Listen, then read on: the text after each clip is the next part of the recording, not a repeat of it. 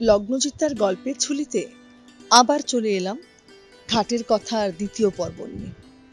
প্রথম পর্বেই আমরা শুনেছি ঘাটের কথা। সে কথা বলছে মাঝিদের, কথা বলছে ভেকের ব্যাপারে, কথা বলছে তার বুকে চলন্ত নৌকাদের ব্যাপারে, এবং তার সাথে বলছে ছোট ছোট কচি কচি মেয়েদের পায়ের কথা। হ্যাঁ, সেই পায়ে ছোট ছোট মেয়েরা সেখানে এসে খেলতো, খেলা করত, নিজেদের আনন্দের ঘর বাঁধত।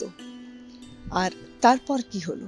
তারপর চলে এলো কুসুম বা কুশ্মীর কথা। হ্যাঁ, কুশ্মীর বিয়ে হয়েছে, এবং যাই হোক, আবার শুনে নিন তবে এই পর্বে ঘাটের কথা কি কথা বলছে।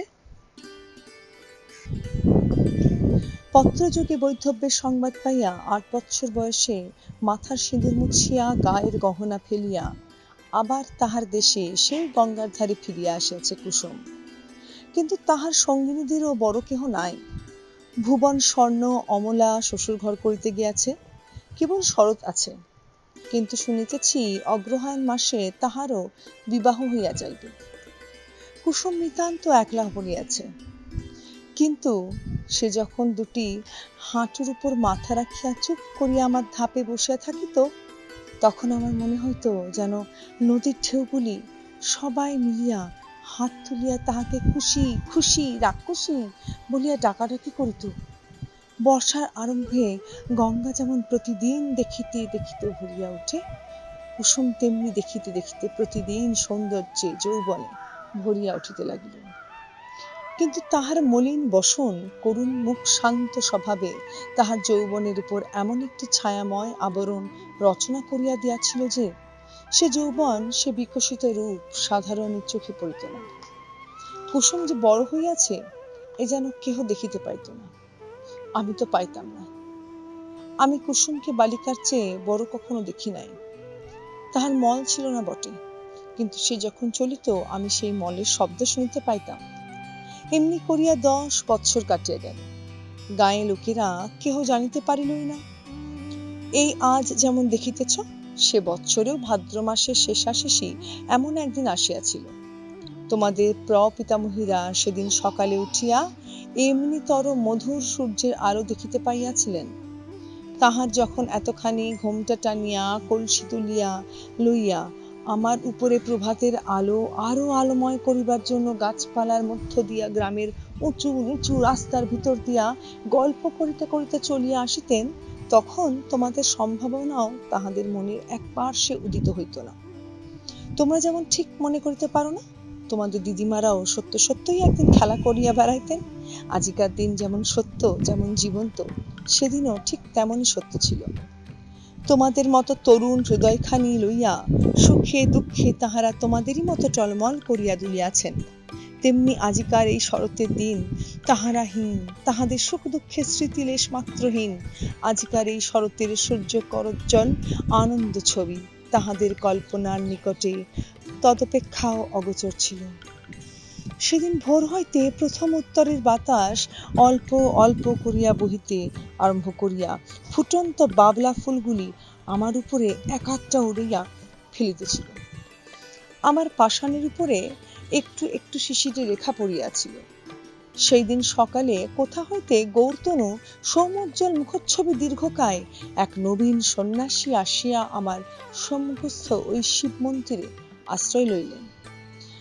সন্ন্যাসীর আগমন বার্তা গ্রামে রাষ্ট্র হইয়া পড়িল।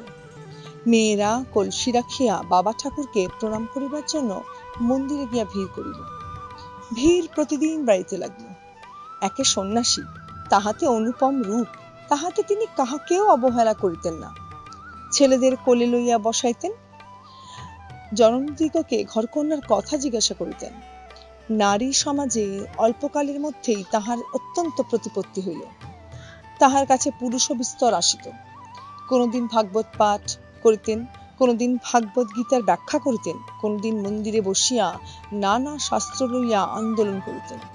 তাহার নিকটে কেহ উপদেশ লইতে আসিতেও, কেহ মন্ত্র লইতে আসিত, কেহ রোগের ঔষধ জানিতে আসিত।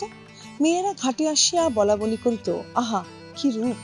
মনে হয় যেন মহাদেব সশরীরে তাহার মন্দিরে আসিয়া অধিষ্ঠিত হইয়াছেন। যখন সন্ন্যাসী প্রতিদিন প্রত্যুষে সূর্যোদয়ের পূর্বে শুকতারাকে সম্মুখে রাখিয়া গঙ্গার জলে নিমগ্ন হইয়া ধীর গম্ভীর স্বরে সন্ধ্যা বন্দনা করিতেন, তখন আমি জলের কল্লোল শুনিতে পাইতাম না। তাহার সেই কণ্ঠস্বর শুনিতে শুনিতে প্রতিদিন গঙ্গার পূর্বে উপকূলের আকাশ রক্তবর্ণ হইয়া উঠিত, মেঘের ধারে ধারে অরুণ রঙের রেখা পড়িত। এ কি মায়াবী! স্নান করিয়া যখন সন্ন্যাসী হোম শিখার ন্যায় তাহার দীর্ঘ শুভ্র পুণ্যতনু লইয়া জল হইতে উঠিতেন, তাহার জটাজুট হইতে জল ঝরিয়া পড়িত, তখন নবীন সূর্যকিরণ তাহার সর্বাঙ্গে পড়িয়া প্রতিফলিত হইতে থাকিত। এমন আরো কয়েক মাস কাটিয়া গেল।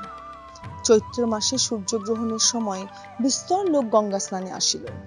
বাবলা তলায় মস্ত হাট বসিল। এই উপলক্ষে সন্ন্যাসীকে দেখিবার জন্য লোক সমাগম হইল। যে গ্রামে কুসুমের শ্বশুর বাড়ি, সেখান হইতে অনেকগুলি মেয়ে আসিয়াছিল। সকালে আমার ধাপে বসিয়া সন্ন্যাসী জপ করিতেছিলেন। তাহাকে দেখিয়াই সহসা একজন মেয়ে আর একজনের গা টিপিয়া বলিয়া উঠিল, ওলো, এ যে আমাদের কুসুমের স্বামী।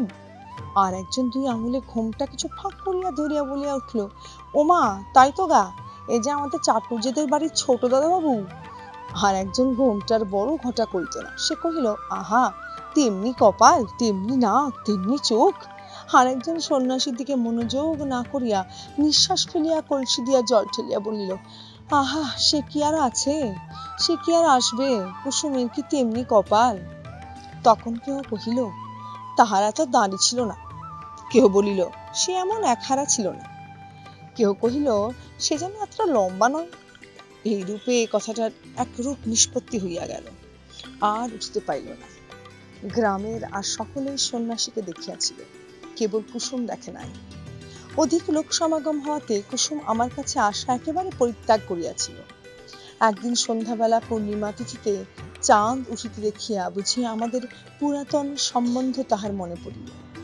তখন ঘাটে আর কেহ লোক ছিল না। ঝিঝি পোকা ঝি ঝি করিতেছিল। মন্দিরের কাঁসর ঘণ্টা বাজায় কিছুক্ষণ হইল, শেষ হইয়া গেল। তাহার শেষ শব্দ তরঙ্গ ক্ষীণতর হইয়া পরপারের ছায়াময় বনশ্রেণীর মধ্যে ছায়ার মতো মিলাইয়া গেছে। পরিপূর্ণ জ্যোৎস্না, জোয়ারের জল ছলছল করিতেছে। আমার উপরে ছায়াটি ফেলিয়া কুসুম বসে আছে। বাতাস বড় ছিল না, গাছপালা নিস্তব্ধ। কুসুমের সম্মুখে গঙ্গার বক্ষে অবারিত প্রসারিত জ্যোৎস্না। কুসুমের পশ্চাতে আশেপাশে ঝোপে ঝাপে গাছে পালায়, মন্দিরের ছায়ায়, ভাঙা ঘরের ভিত্তিতে, পুষ্করণীর ধারে তাল বনে অন্ধকার গা ঢাকা দিয়া মুখে মুড়ি দিয়া বসিয়া আছে। তারপর কি হলো? হ্যাঁ, তারপর যা হলো আবার সেটা শুনবেন পরবর্তী পর্বে। আজ রাখি তাহলে, ভালো থাকবেন, পাশে থাকবেন। ধন্যবাদ।